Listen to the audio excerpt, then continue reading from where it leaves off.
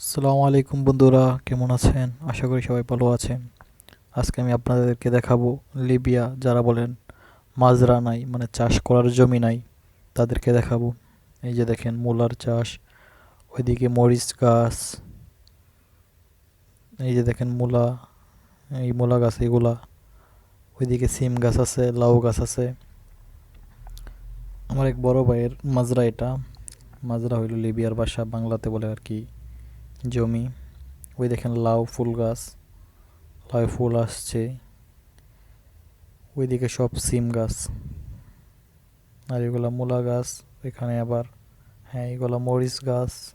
ওইদিকেও লাউ গাছ আছে। এই দেখেন সূর্যের অস্ত অস্ত্র যাইতেছে।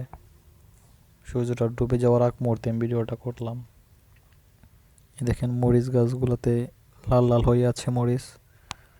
মরিচ সম্ভবত লিবিয়ার 15 দিনার কইরা বিক্রি করে আর কি। ওই দেখেন সূর্য ডুবে যাওয়ার দৃশ্যটা আপনাদেরকে দেখাই। অন্ধকার হয়ে যাচ্ছে, সাদা ফুলগুলো কিন্তু ঠিকই বাসছে। সাদা সাদা যেগুলো দেখতেছেন ওইগুলো ফুল। এই দেখেন মরিচগুলো রাখছে বিচির জন্য।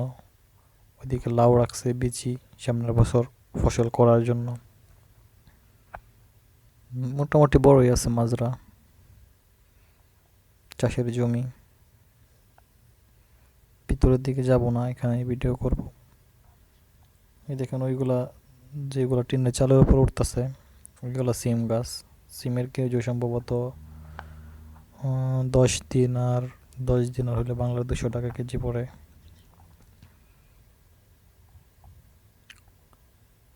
এই দেখেন একটা মরিচ গাছে অন্তত 3 কেজি মরিচ হইব।